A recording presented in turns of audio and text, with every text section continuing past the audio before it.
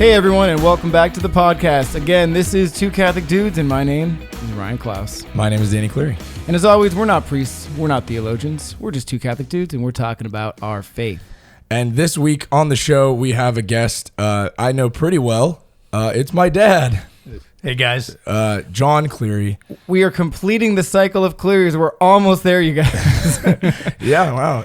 All that's left will be mom. That's right. So we thought it would be cool because it is almost Father's Day.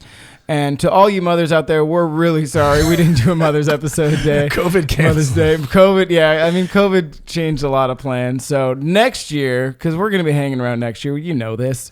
We got you, moms, next year. For sure. But this is the Father's Day extravaganza episode. Yeah. So Dad, you're Catholic. Yes, sir. And you... Proud. Yep. You raised me to be Catholic. And it worked out pretty good so far. Nice job. Yeah. And obviously, this is always weird when it was the same thing when I had Brendan and Jack on the show, because I was like asking them questions that I knew the answer to. Right? I'm like, tell me about your parents and your Catholic faith. I already know the answer. But tell the viewers, how much was the Catholic faith part of your growing up? Wait. What? Oh, the question. You guys, every single episode, we ask our guests these two questions, except when the times we don't, which is usually the case. I forgot. But yes, we ask every guest this first question before, so we don't put a pin in that one, okay, you guys? All right, if you're keeping track at home. So the question for you, John, is what is the most weird, wacky, funny, interesting story that's ever happened to you at Mass, or that you can think of in the moment? Well, being a sacristan for many, many years, you can imagine there's been several. So I'll kind of highlight on a couple of the ones that I remember the most. The one that happens, unfortunately, sometimes more than once, is I'll prepare for Mass and get all of the which we're not going to be using anymore, the chalices in place for the Eucharistic ministers, and prepare the altar for Mass, do all the necessary preparations, and I have to put the celebrant's chalice on the altar.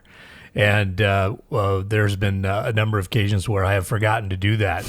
And so when it was time for the Eucharistic prayer and the consecration, I had to go into emergency mode and run back to the sacristy, grab the chalice, and get it onto the altar. And so that's always a little disconcerting. And every time I do it, I shake my head and say, I can't believe I did it again. It doesn't happen often, but Never it does again. happen. Until next. Well, that's happened a couple times on the live stream where the priest chalice hasn't been there, and he'll just turn to the deacon and he'll go, chalice. And I'm sitting there like, I guess I'll just pan over here. So it happens. But probably the more memorable thing that happened to me was pretty recently. I was the sacristan for midnight Mass, and it was time to incense the Nativity scene. Right. And I basically am in charge of getting that incense ready to roll. And for those of you who have never seen how that works with the incense, basically it's a little charcoal that's lit, and then the incense is sprinkled over the charcoal, which is usually takes about 15 to 20 minutes to get red hot, so that the incense will rise, and we'll have that cool effect of incensing. And who said this show wasn't educational? You know all about incensing now. All right, continue. So in order to get that charcoal hot enough for the incense to burn, to make the cloud of smoke that we all see, it has to be really hot. And sometimes you put a little oil on that charcoal before you light it. Right. And you light it with just a regular lighter. Well, this charcoal was being really, really stingy that particular day. I just could not get that thing lit, and the clock's ticking. Right, we're going to be ready for me to bring in the incense. And anyway, to make a long story short, I put a little too much oil on there to try to ignite that incense, and by the time I brought it out, there was so much oil on there that it was smoking. It was smoking like a truck that just blew a head gasket. I mean, the smoke was pouring out of it. You couldn't even see the priest practically. It was just like, and I'm thinking, oh my Lord, I can't believe it. But here he's putting incense in there. I'm thinking, don't even bother putting the incense on there because this big cloud of white smoke. Oh my gosh. He incensed the whole church at that point. Well, that's not a dad story right there. If we ever heard one. Yeah, I'm just shocked he didn't just keel over from the exhaust fumes from this oil. But I'll never forget. I was just mortified. I couldn't wait for that incensing to be over so I could go grab it and put it out. But yeah, usually you see a little incense coming up from the from the incense instrument. In this case, it was just pouring out. So that was the one I remember most. You know, it's a dad episode when we talk about blowing head gaskets. What a dad remark to make. It wasn't even part of the story, but we're talking about blowing head gaskets. So this episode is the Father's Day extravaganza. So thank you for that story, John. Well, okay, yeah. Back to your original question. Let's pull us back on track. So yeah, we're talking about growing up Catholic, obviously, because you had a foundation growing up that you brought into our family. So how was that growing up Catholic? Obviously, at a very different time. The church was very different back when you grew up. Yeah, no, that's true, but not a lot different, I got to say. You know, we're pretty much operating very similarly. You know, for the last 50 years that I remember, going to mass. Little. Yeah, your dad's not that old. He's not like pre-Vatican II. Yeah, exactly.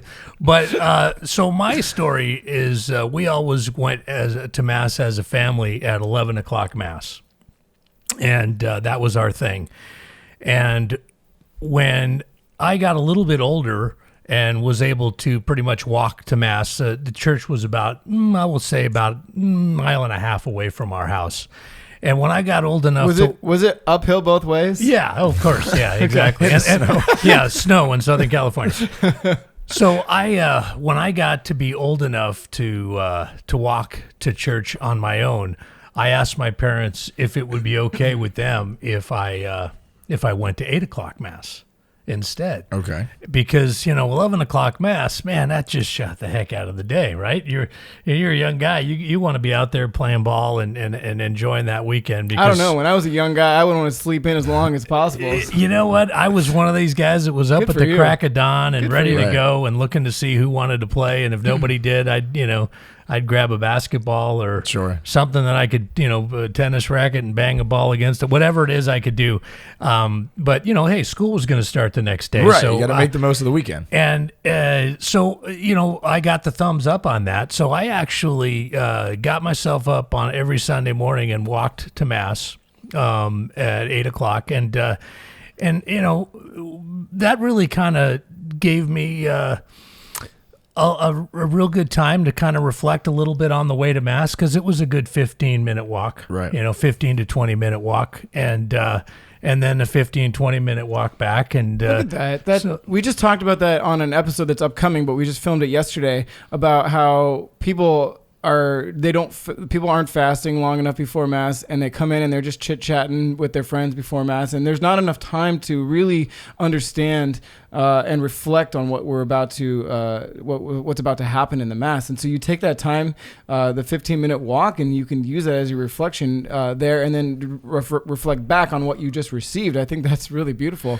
Yeah, I was a pretty devout little guy for being a young man. I mean, my parents were from Ireland, and they were very devout, brought up very devout, strict Catholic. It was running through their veins, and they lived their life that way. So talk about Cradle Catholic. I mean, that was certainly my case. Right. But at the same time, at some time you got to make it your own, right? And I think it was during those early years, and walking to Mass. Of course, I went to Catholic school, parochial school, so we had Mass as part of our weekly. We always went to Mass on Fridays, and so I was very indoctrinated with the faith early. But at the same time, it meant a lot to me. I enjoyed going to Mass, and I'd never felt like, oh man, I've got to do it. It was just something that I knew was part of my life. So that's really amazing, because you hear so many stories, especially in this generation now, is like kids that they're told to go to church, but it becomes they started doing it begrudgingly, and it and they lose that passion because it's not something that they wanted. But like it sounds like that was never even a thought in your mind. It was just always something that was a part of you. Yeah, absolutely. That's yeah. amazing. No, it was never even a question. I never woke up on a Sunday thinking, am I going to go to mass today? Wow. That was an automatic. And I think that attitude kind of it reflects onto all of us, because I can't remember a time where I woke up and I was like, oh, it's Sunday, like I have to go. It was just it's Sunday, so we're going to mass. Like that's just, it was, soccer was on Saturday, mass was on Sunday. It was just always, part of that. And I think that comes from your love of your faith, in the foundation of it growing up, like you knew how it was important to you personally. It wasn't like, oh, well, my parents forced me to go, so I'm forcing my kids to go. Mm-hmm. It was the joy of going, the joy of being in the faith that at least I can speak for me, that it affected how I looked at mass and how I looked at going to mass. Cause I can't remember ever a time it was like, ugh, I don't want to go. I mean, maybe when I was tired. Well, I'll speak for myself. Is like, there's plenty of times where I wake up and it's like, I don't really want to go today. I'm not waking up and being like, yes, mass, because again, we're practicing our faith, and it's not always, you're not always going to feel those highs. But I've never gotten up and said, okay, I don't really feel like going, so I'm not going to go. It's just, I know that like Sunday rolls around, it's time to go to mass. And so, go ahead. I think I look at it, a lot of people can, in that, because I agree with you, but it can be sometimes like going to the gym, right? Sometimes you don't want to go to the gym, analogy, right? Yep. But the gym is good. Exercise is important, but there it is. You're like, I would do anything not to go to the gym. But then when you go, you're like, oh, thank goodness I got that workout in. And you feel amazing afterwards. Yeah, I think mass can be the same way. Of it's, man, I don't want to go to, I'm tired, I want to stay home, or I want to go play basketball, I want to go do whatever. But then you go and you're like, oh, thank goodness I made time for that, because now I can take on the rest of my day knowing that I made Jesus a priority in my life. That's a perfect analogy. Something wonderful. Like that. Yeah, absolutely. Yeah, that's probably why the walk home was never, always seemed like it was a lot easier, because you definitely had that weight lifted off your shoulders, that right. you satisfied that obligation, and you also were filled with the Holy Spirit. You might have even heard a few things, if you didn't fall asleep during the homily, that stuck with you. And I had a really interesting situation with my going to mass. It's something I didn't really understand until much later, but every single 8 o'clock mass, I would go up for Holy Communion, and I would look to my left, and there would be the neighbor that lives across the street from me weeping in her pew, absolutely inconsolably weeping every single mass. And I remember looking to my left and seeing her, and always wondering, what could it be that has made her so sad and so inconsolable during mass? And I know she had some teenage daughters. They probably gave her some cause for concern here and there, because they were full of the dickens, I'll tell you. But that wasn't it. It had to be something more powerful than that. And it wasn't until later on, but that was profound for me. And I always thought, man, I can't believe this gal is just so distraught. And it wasn't until later that I realized that the reason she was so upset, and it even had a bigger effect on me later when I thought about it, was she was reliving the Passion of Christ during every Eucharistic prayer. I was going to say that's the beauty of it, is she knew and understood the reality of what was going on at Mass. And that is because we have a friend, one of our best friends named Gabe, and he had that same, like, I remember seeing every time we'd go to Mass, or we'd have even at a small youth ministers meeting, we'd have a quick private Mass, he would be crying after he received communion. I'm like, what is the deal? Like, and then I would I'm like, wow, he has such an understanding of it. And that's pretty crazy that you come to that realization. Yeah. And we say this like almost every episode, the reason we have this show is that we speak from our experiences, and we speak from the beauty of the Lord that we've seen in our lives, and we try to share those experiences and evangelize with the beauty of Christ from those experiences. And there's so many people that say that all doesn't matter, it just should be the rules and all the this and that from the church, but like take emotion out of it. Take emotion out of the church. Thank you for helping me there. But like that was such a profound experience for you, living through the emotional experience from somebody else and seeing that joy. It's really pure joy living through. I mean, it's you saw and were able to kind of touched by her faith through the emotion that she was feeling through the reality of what she saw. Exactly. And I think that that's what's beautiful is because like it clearly had an effect on you since we're talking about it now. When did you see that? When you were 17, 18 years old? No, this was when I was quite young. I probably started walking to church on my own somewhere around 8 or 9 years old. So like, and so I saw this that's amazing. Yeah, by the way. Okay, for years. But you see that's like, so you're like a kid, and and the emotion of that the Lord provoked that brought out in this woman affected you to the we're talking about it now. Oh yeah. And when people are like, oh, the emotion doesn't matter, it's all fluff, that's ridiculous to me, because look, this woman's faith through the emotional connection she had with the Lord made an impact on somebody that she'll never know. Maybe she's listening to the podcast, but probably not. But it affected you and how you saw the Eucharist. That's a really beautiful thing. And I think we didn't realize it was going to be a point that we always make on the podcast, but hey, what do you know? Exactly. Yeah. So let's move in, because this is a Father's Day episode. Yeah. We talked about your childhood, but let's move into now you're a father. We just skipped a whole bunch of periods of your life. Yeah. Not that that's not important, but we want to talk about how you could raise the three boys that you did together. And so talk about some of those experiences. Well, I think that the first thing to know about me is that from the time I was very, very young, I mean, probably pre-adolescent, if you ask a kid, what does he want to be when he grows up? Most of them are going to say, a professional baseball player. And certainly that was my dream too. But I realized that probably wasn't going to happen pretty early on.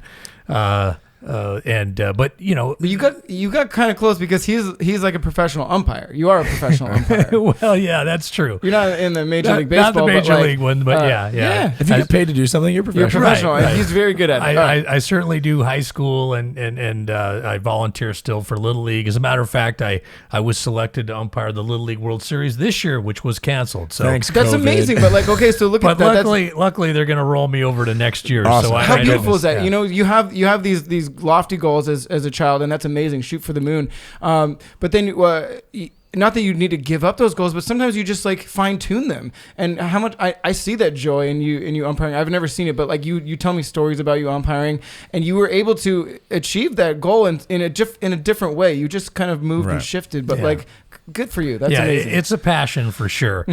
But the second thing that always came to mind when I thought about what I wanted to be when I grow up was to be a dad. For whatever reason, that was just a really strong feeling that I had even as a young guy. I can't really explain it. And I'm sure maybe many men could say the same thing, but I remember it was really strong, and all the way to the point of wondering, oh my gosh, I might not be able to be a dad. I mean, who knows? I mean, that's certainly a gift that God gives us. That it's not a guarantee for most families, and a lot of families, have to go a different route because they can't conceive. So I was even thinking along those lines as a little guy. I mean, myself, I've kind of always wanted to be a dad, but I'm struggling with half that equation. The other half of the equation. That's true. You need the other half. Yeah, exactly. So anyway, to make a long story short, when Danny was born, he was the number one. Nice job, Danny. Yeah, certainly was the proudest day of my life. I mean, certainly I was proud when Brennan and Jack were born too, but that first one, no one can take the place of that first one, because it was like, wow, this is it. This is something I've always dreamed of and wanted to have happen in my life, and here he is, and to see how he's grown up and the man he has turned out to be, it's been it's been awesome. So, but that was kind of the start of it, was wanting to be a dad, looking forward to it. So obviously when the Lord did bless me with children, we had 3 boys, the last thing you want to do is mess that up, so certainly try to live the way that I was brought up in my Catholic faith. We definitely spent a lot of time on faith-based activities and around the church, and I'm with the Knights of Columbus, so we had a lot of get-togethers. We had Christmas parties and Thanksgiving parties and food drives and Tootsie Roll drives, and the boys were always there helping me on those charitable causes, never complaining, and it was always nice. I mean, to your face, at least. Yeah, exactly. Certainly. Yeah, no, I get it. But so it was always a big part of their growing up. Some of those, like you speak to the Knights of Columbus parties, like those were some of the best childhood memories like ever. Like I remember like when I got into confirmation and youth ministry and stuff, like before I really kind of completely fell in love with doing it. People would always be like weird around the church, but like even at that age, like I was like, I've been here a million times. Like I know this church. And granted, my mom worked there as the coordinator of something. She's coordinated so many different things, but so like those were some of the best memories, and it really grew it made the church more than just a place to go to mass. It made the church home because of those experiences and the community that you were so heavily involved in. Right. So can I speak a little bit to your story and also my story, in the fact that when we were teenagers, both you and I, and we've shared this in our personal story episodes, of how far we pulled back, just because the world, and this is just common in the world right now, secular society is pulling people away from church. And again, it was never a thought in my mind that I wasn't going to church, but I just really didn't want to have anything to do with it. I was getting just into different things. I was just like, church isn't really for me. But my parents echo the same sentiments as you, as they always had us rooted in the foundation of our faith, and we went to all the choir party. We were heavily involved in the choir. My dad's always been an usher, and there was always activities that we were going to, and church was always just a huge part of my life. And so the foundations were there. Yeah. And same for you. And so even though you might have been pulled away, it's always there. It's always like an anchor. It's always an anchor that's attached to you. Exactly. And so just like the mustard seed, it was planted, and it took a little bit for it to take root and for it to sprout. And then, but when it did, what great fruit was able to come from it. So, totally. Yeah. Because like I'll speak to when we would go to mass. Something that always stuck with me is the importance that you put on the reverence of what mass was. We did not go to mass in torn up jeans or raggedy t-shirts and things like that. Like you made sure that and it's something I literally just talked about it on the last episode that we filmed. I don't know if it's coming out before or after It'll this, be after this, I'm but sure. the dressing your best and how important that is. And that was something that you're like, mass is important, so we need to dress important. And it was something that you always made a point. Did you, when you were a young man, you weren't wearing your ball gear to mass. Were you dressing your best at that point too? Yeah, absolutely. Back then, you never wore a shirt that was not collared. Right.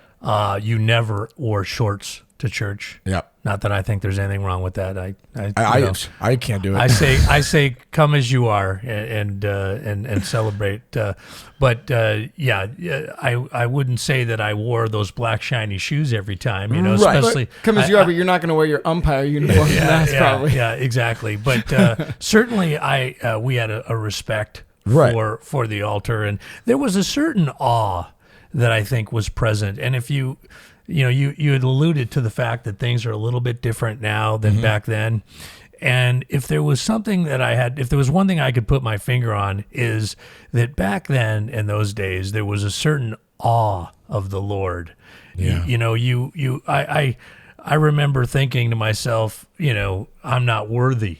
Yeah. To even be an altar server, right? Because I'm a lowly sinner. I don't deserve to be on that altar or be that close to the Eucharist. I mean, you want to talk about a God-fearing man or a fear of the Lord, but in a respectful way. It's more of an awe, I think, is a better way to put it than fear. Well, one of the gifts of the Holy Spirit, they changed the verbiage to fear of the Lord to wonder and awe. So that's a really real gift, real reality. So right. So that I think is probably the biggest change for me. But I definitely had a respect. Yeah, and that's why later in life. And I wasn't kidding about I was never an altar server. I did usher, but I was never an altar server because I really felt that I wasn't worthy to be up there. And then when I got older and I was asked to do the many things I do now at Mass, I lector and I sacristan and I Eucharistic minister and all those things. I embraced that opportunity so much because I deprived myself of serving early on because of, you've got certain ways you think of things when you're a youth and then you figure it out later. But it was really great to be able to serve at Mass. You guys were all servers, right? All three, for sure. All three boys, right? Yeah. From the age of 7 or 8. Oh yeah, we heard the story all the way through 18. We heard Brendan's story about when he threw up. Yep. Threw up all over the altar. Right, So we altar served, and then once we got confirmed, Brendan was in the choir. Got into. I run a youth mass now. Part of my youth program. So it definitely instilled, but I think that I honestly think it's beautiful in some ways that wonder and awe, because I think that is a lost gift that you just spoke to about how people don't have that so much anymore. And I think that comes with the problem that we talk about a lot of people not understanding the reality of the Eucharist, because there is no wonderment of it. It's just kind of like the zombified, okay, thank you, appreciate it. It's not a snack, but the reality of, oh my gosh, this is the Lord Jesus that I'm about to consume, that's going to nourish my soul and give me the gifts and the talents that I need to continue to preach the gospel. That's kind of gone. Nobody gets that anymore. And I think that it's really cool that you brought that up, because that's why wonder and awe is a gift. It's not something you need to have, everybody. It's a gift. That ability to be like, wow, that the knowledge, the wisdom to be able to go, wow, I do understand how beautiful, how big God really is. That's why it's a gift. So I think it's really cool, honestly. Yeah, that's a great point. And I want to talk a little bit about why I think that, especially since we're doing the Father's Day edition here of the podcast, that before young people really understand their faith to the level that you guys do now, you're really kind of just following your parents' lead. 100%. And I think that was evident for me, because I basically watched my parents and I watched them live their faith, and this is what you do, and that's all that your mom and I did. Was we basically tried to live our faith and kind of hoped that you guys would pick up on it until such times as you really understood, all the things that were understood, and thank God you guys respected us. Yeah. And that's really what it boils down to. You respect your parents, and even though you're not 100% in tune with what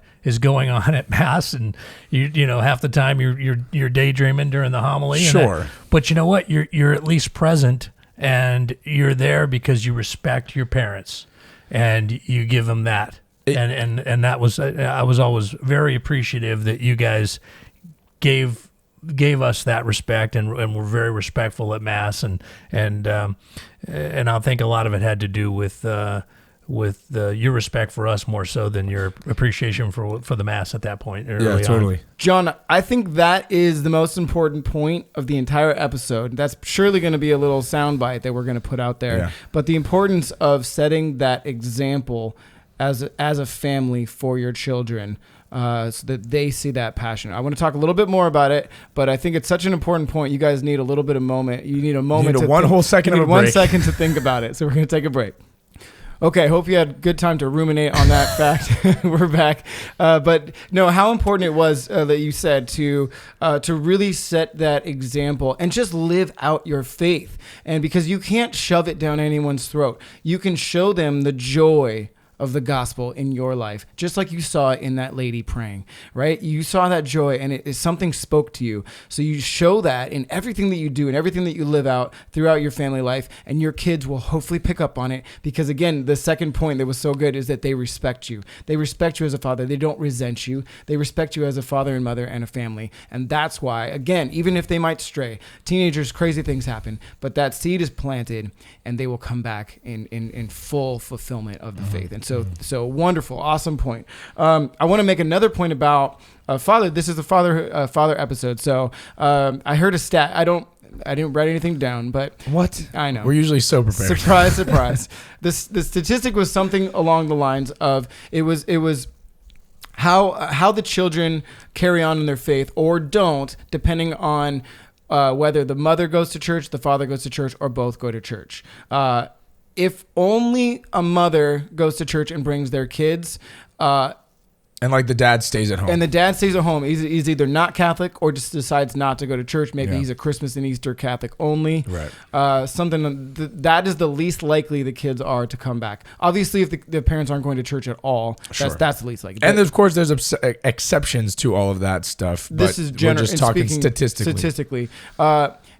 And then the difference between both parents going and just the father going are negligible. But it seems in the statistics, again, I don't know how many people they polled in this statistic, but the deciding factor for the expectancy of the children to continue on in their faith is the example set by the father in the family. Well, that's an interesting point, and I would have to say that's it's hard to disagree with those kind of statistics. I'm sure that they're right on the money, but I'd like to share that with you, and Danny knows this, but my mom and dad actually got divorced when I was about 10 or 11 years old, and at that point we all stopped going to church as a family. Of course, I was already walking to 8 o'clock mass on my own, but at that point we didn't go to mass as a family anymore. And my mom sang at the 9:30 mass because it was a Latin mass, and so I wasn't going to that one. Hold on to that thought, because we're gonna have more episodes on that. All right, go on, move on. So I continued to go to 8 o'clock mass, and my sisters went to mass. Like half of us would go to mass with mom, half of us would go to mass with dad. And then as we got older, we all kind of picked our own mass type of thing. But I guess what I wanted to, emphasize was that, a lot of families, especially nowadays, they have more of that situation where the family has split up, and it's up to the kids to embrace their faith, maybe without the role model of a perfect all family going to mass together type of thing. And I think that the key is that my faith was ingrained in me early enough on to where I wasn't going to stop going to church because of the breakup.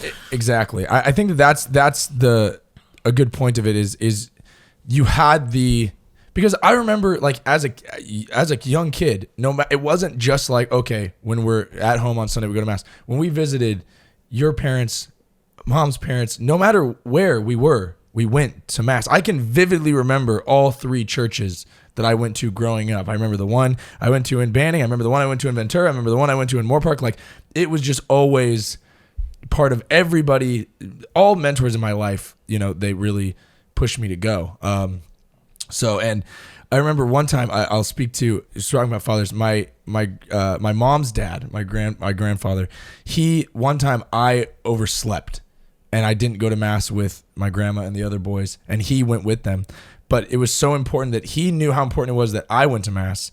He waited, and him and I walked to the later one, and he went again to make sure that I went. That's awesome. But I couldn't go to the pool until I went to mass. Right. But just like that. So it's always been in all of our family, that importance, Yeah.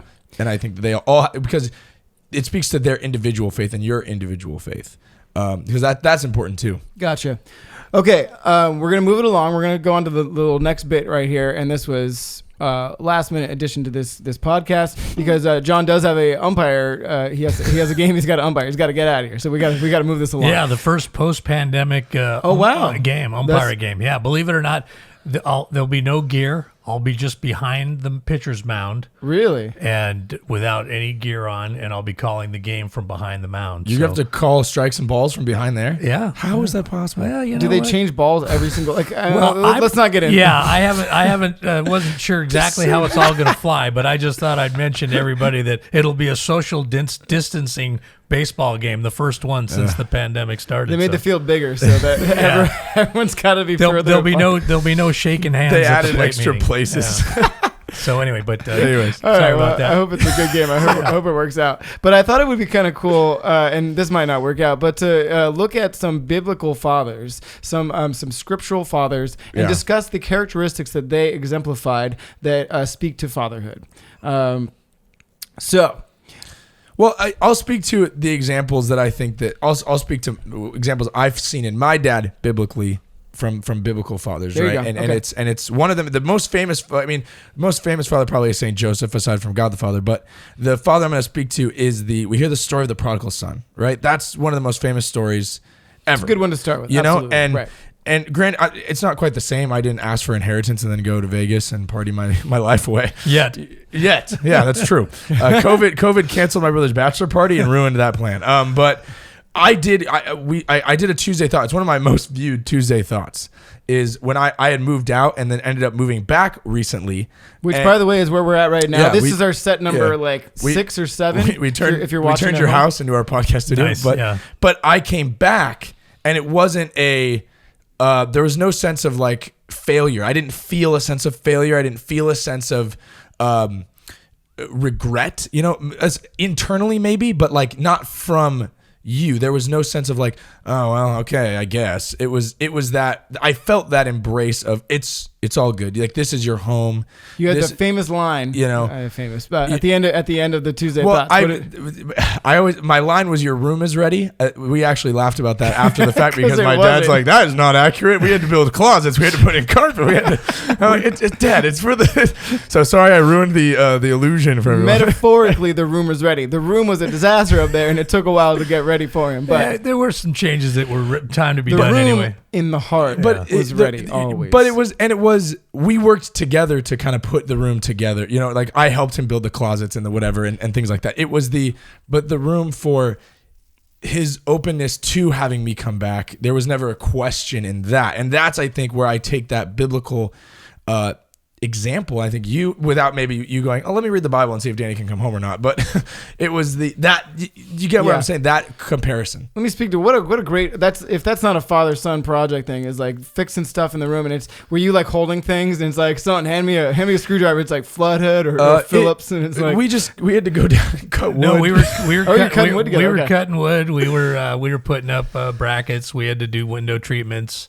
There was fatherhood, guys, right there. Okay, it's been one of the joys really of being home is kind of doing some of those little stuff. I need to be, I've been hiding in my room doing Zoom stuff, but just the other weekend we were cutting roots with axes and just all kinds of fun stuff. But all right, I've been thinking about a couple fathers in the Bible. The first one we already kind of talked about, Abraham, and you talked about you always wanted to be a father. But you never knew if that was going to be feasible, if that was God's plan for you. Right. And if that wasn't, then so be it. But you were just hoping and trusting in God. And thankfully, you got to be a father much sooner than Abraham did. But I can't imagine, him. I'm sure he gave up hope at some point. But there was always that thought in his mind that it's like, man, I really wish. And I thought that I was going to be a father. And, God blessed him with that. So a lot of the father, it's it comes down to trust in God and just trusting in his plan for you. Right. That's a great point. I got another biblical father character that we can compare to this situation that I think all of us can probably relate to, right? And it's we talk about Saint Joseph, and we can talk about the courage of him to say yes and all that, and we know that. But I want to speak a little bit more to we hear Jesus was a carpenter before he was, before he went off and did his ministry, but he learned that from his father, right? He learned that those skills. And I think all of us can say like several of the things that we know how to do. They know how to change when a head gasket blows. They know how to fix it. But like, right, we learn these things from our fathers. There's plenty of things that we can do, and I think that's a great example. Is that that work that you can do with your dad is a really important part of your growth and foundation. It probably builds that level of respect that we talked about that then bleeds into your faith, right? Exactly. And fixing a blown head gasket, you learn that technical skill, but you learn so much more about just life skills and what it takes to be a man in this world. I totally agree, and I got to stick with St. Joseph too, because St. Joseph was my confirmation name. Oh, nice. Well, that worked out. I picked that, and the reason I picked that was because I thought St. Joseph was about as good an example as you can get to, besides Jesus himself, and the example that he gave us. But Joseph was probably the most unselfish guy, that you're ever going to find, right? Because here, he finds out Mary's pregnant and they haven't had relations. Well, there's not many guys that would stick around and say, hey, you know what? So I think what really is important about knowing St. Joseph and the kind of guy he was is the unselfishness. Yeah. And I think that's really a pretty big key to having being a successful father is it's really difficult for us to not put ourselves first, because there's a lot of things we like to do, and you work hard and you bring home the bacon and you want to be able to do things that you want to do. But in order to probably be the most successful father you can be, you have to sometimes say, hey, you know what?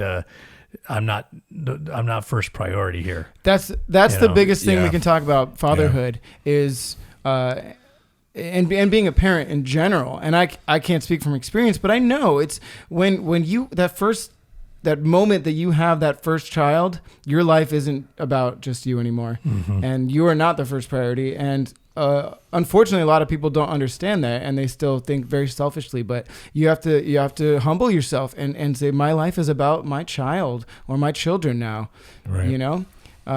And yeah, St. Joseph, wonderful example of that. Okay, I thought of another one right now. Let's talk about Noah, because building boats. Your father, no. The analogy I can think of is, say you're a father with a wife, with a family, and all of a sudden you have a career change, or you get called to move across the country, or you have this big life-changing decision that God placed in your heart and said, this is what I'm calling for you. And it's scary. Yeah. And you're like, but we're settled here. The kids are in school. Kids are set in their lives. And you don't think that this is the right thing, but like, that God's calling you in your heart, and you have to make that tough decision because it's ultimately going to be the best for your family. You have to trust in God. You don't know that there's a flood coming, but you still have to trust and make that move and make that change for the good of your family. Yeah. And that's those difficult decisions, because I'm sure the whole family was like, Dad, why are we doing this? The whole town was like, no, you're crazy. Why are you building this boat? But he goes, I'm just trusting in God in this moment. Right. Well, that's a great example, because there's no successful fatherhood and father-son relationship than without trust. Mm-hmm. That's the core. Respect, number one. Yeah. Trust is right up there. Right. Mm-hmm. You have to be able to respect your father enough, and I've been so blessed in that respect that the boys have always, whether they agreed with me or not agreed with me, they always gave me the respect to do their best to be obedient when that was called for, and Noah was a pretty good example of that. Talk about obedience. Yeah.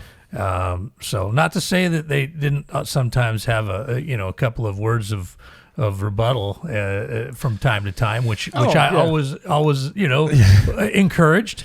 But the bottom line is, when it comes right down to it, you have to say, hey, this is the way it's going to be on this one. And it's nice when children respect their fathers enough to say, okay, Dad, we're gonna defer to you on this one. Right. And there's so many, like, sometimes when it comes to obedience to the father, whether it's your biological father or your father figure or God the Father, right? Sometimes you're Noah and you're like, yep, okay, you got it. Right. Or sometimes you're Jonah and you're like, no, I don't know about that. And you pay the consequences and then you go, okay, never mind, my bad. Right. So that's I like that point. Another thought, we talked a little bit about it off camera. I didn't know if we were going to get to it, but I think we will, is we talked about maybe the fathers of the 12. Like Zebedee. You don't hear a lot about Zebedee. But his two sons. He had two sons, right? And in that time, historically, right? Well, I love to look at the context here. And it's, when you have sons like that, you're like, thank goodness I had sons because they have to carry on my family business because I'm going to die and then they have to take care of my house and my this and my right. It's very different than it is now where your kids can, you're like, all right, well, see you later.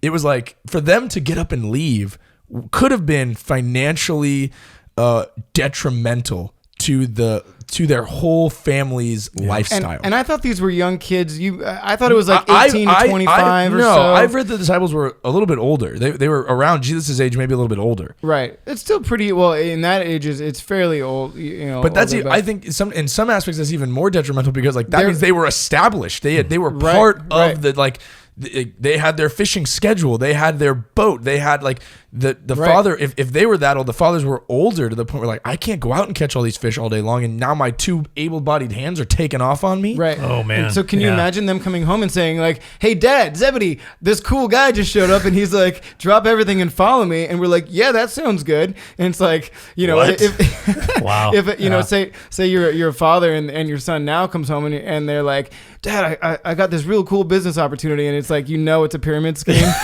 And he's like, they want me to move to Mississippi and then get on.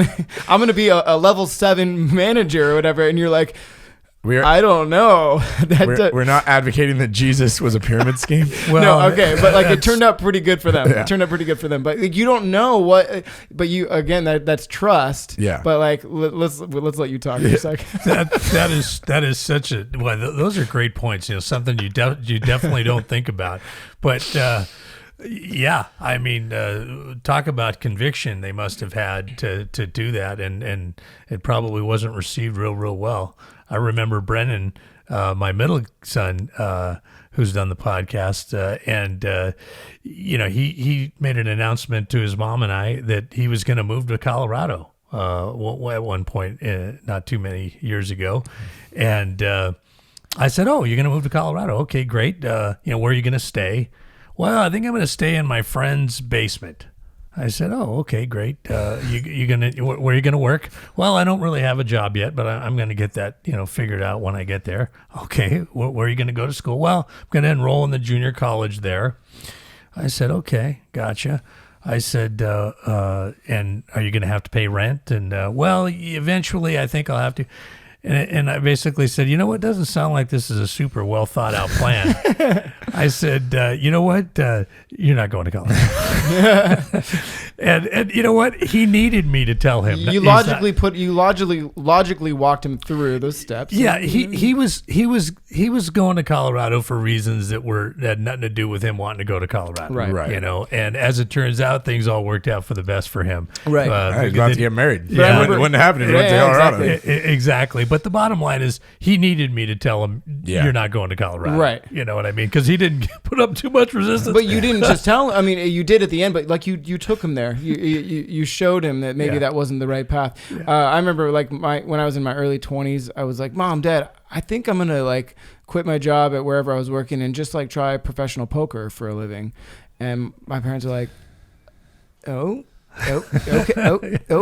But I think it was a lot of that. They kept asking me questions, and I ended up coming to it on my own that wasn't really a viable career solution. For all of you that do that out there, all of our listeners that are professional poker players, good for you. Yeah. But the trust, and even if I said, "You know what? No, that's what I'm going to do," they'd be like, Okay. Well, this is what's and trust that maybe God was going to take me on that path for a little bit, but have me come on back. And I don't know. I couldn't imagine being a parent in that situation. Yeah, and sometimes I mean, I'll speak. When your son tells you, "Dad, I'm going to be a youth minister," you're like, "Yeah, that'll make you tons of money," and oh, that's good. But you know what? But you've always supported that. my dream, what I feel is my calling from God that is then branched into this podcast ministries. Like I said, fun fact, what we're filming today, that I'll say, Ryan and I were supposed to be getting on a plane to go to Arkansas today, or tomorrow, but we were supposed to go to our first out of state booking with our ministry. It would have been today. COVID canceled it. We're gonna reschedule it, but like it was. I've never felt any pushback from you or mom, that like, hey, I really want to do this ministry. I feel like God's calling me to do this. It's always been hey, great. If that's what you're called to do, find a way to make it work. And so I'm thankful for that. It goes back to the prodigal son. If you're going to go away for whatever you're doing, hopefully it's doing something youth ministry. Even if it's not going to make you $1 million, right? Or if it's going off and squandering your inheritance, either way, you're welcome, and you have a room ready in my heart and in my house. Well, fortunately for me, this wasn't sort of an out of left field announcement that you've made. I mean, I've pretty much watched you be a youth in youth ministry. I've seen you be a peer. I've seen you be an adult leader. I've been on, 7, 8 retreats and watched you in the things that you do and the inspiration that you provide. And I can say the same thing about Ryan. It's just it's been awesome to see. So I mean, for me to say no, don't follow that calling after seeing it firsthand for so many years, that would be that wouldn't make a lot of sense either. Right. What a joy, I'm sure, to see that. As a father, again, going all the way back, starting from your journey, walking uphill both ways in the snow to church in Southern California, being inspired by seeing someone else's faith and really taking hold and root in your life, starting a family, exemplifying that faith in everything that you do in your children, and hoping that they follow along and seeing it to the fullest of the fruits in all 3 of your sons, and then now Danny kind of taking this calling on. So I can't imagine the joy that you feel. No, it's awesome, and I look forward to seeing Tuesday Thoughts every Tuesday, and I don't get to see every podcast as much as I probably should plug in. I see most of them though, and I always they're always available online. YouTube.com/RyanClouseMusic is where they all air. You can watch any of them at any time. They're all backlogged and cataloged, so you can catch up on all the past episodes you've missed. They're on Spotify, on iTunes, all your favorite podcasting sites. You can catch up on any of your favorite Two Catholic Dudes episodes at any time. Nice, awesome. Great. Thanks, Ryan. Will do. But yeah, and that's great. And I've always taken, I tell parents when I speak to them about youth ministry, I say to them all the time, because everyone's always telling me, oh, Danny, thank you so much for inspiring the faith of my kid. And I would always say that to my youth minister too. Matt, right? Matt, my youth minister, who really did make a huge impact on me. But Matt instilled in me a habit that I try to do as a youth minister. And I always say to the parent, I'm like, thank you, because you got them to here. If on a faith journey of a young person, I look at it as like a relay where you're passing a baton until finally they take the baton and run themselves, and the parents will take it and they'll run with it, and then they pass it to their catechist. But the parent is always taking it in between, and then finally, you'll take the baton from a parent, and then I'll run and help them, and then I have to give it back to the parent so that the parent can then push the kid to get married in the church or whatever. There's so many. The parent is an instrumental part of a young person's faith journey. We talked about it with Jason Flame when he was on the podcast. Obviously, like my first youth ministry event, the only reason I even went, I remember it was a bowling night, and I only went because you got asked to chaperone, and you were like, well, we're going. So that was my first youth ministry event that ended up becoming what I want to do with my life, was because you wanted me to go bowling. So it you never know how God's going to work in that moment. Wow.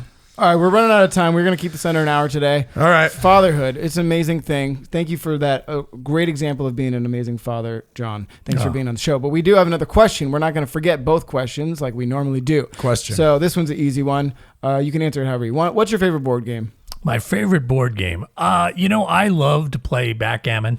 Oh my gosh, I love backgammon. Ryan's the king of backgammon. I love to play chess. Yes. I play chess online sometimes, and I enjoy that. When I was a young guy, I used to love the game Risk. I love Risk too. Remember that game? Yeah. And I love card games. I love to play Hearts.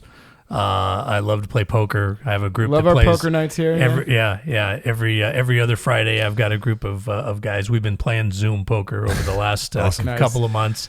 And we all just played cards. It was like us, the girlfriends, everybody. We all played poker just the other night. It was super fun. Exactly. Yeah. But I do have a parting shot I want to throw out before we do close all your it plugs. up. Yeah. Well, this one's to my dad. Being that it's a Father's Day episode, I want to give a shout out to my dad because he was certainly a great role model for me growing up in terms of how to have how to be spiritual in an understated way. You know, I mean, he wasn't an usher. He wasn't a Eucharistic minister. He wasn't, a lector. But you know what? He was a very devout Catholic, and he lived his life that way. And he was a great example for me, and provided that foundation. And one thing he did is he gave me a lot of expressions that I took with him. He's gone now. He's up in heaven, but I think of him all the time, and I often recall his expressions. And one of my favorite that I use a lot, and Danny can probably attest to the fact he heard this an awful lot growing up, was my dad would always say, after giving me a little bit of a lecture about whatever it was that I needed a lecture about, he'd finish with, "Well, now that's only my opinion, but it should be yours."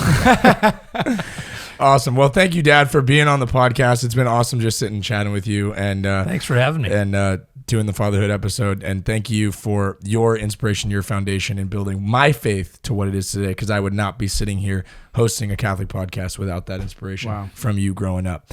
So, as always... Real quick, any Father's Day plans? You have about 30 seconds to answer that question. Any Father's Day plans, special things you want to do on your day? Well, we really haven't done a whole lot of planning with the pandemic thing, the way it's been going. But, my middle son, Brennan's getting married here pretty soon, and we've got quite a few projects underway to get ready. So we'll probably be working some projects, and we'll probably finish up a little barbecue in the back. That's probably the plan. Yeah. Well, happy Father's Day to you. Happy Father's Day to my father. I just got to see him this weekend. So, Pops, happy Father's Day to you, and happy Father's Day to all of the fathers. All of the fathers, your actual fathers, your biological fathers, your spiritual fathers, the fathers up in heaven, the fathers that we spoke about in the scriptures, all the fathers that inspire us each and every day. Happy Father's Day to you. Moms, we got you next year. We love you. We support you. You support us. We will get you next May 2021. But always find us on Instagram _2 Catholic Dudes. We love chatting with you guys. We love all your support and love and comments and all of those things. Hit those subscribe buttons, the likes. You know what to do. All right, and we'll catch you on the next episode. Thank you guys for listening. As always, see you next week. Peace.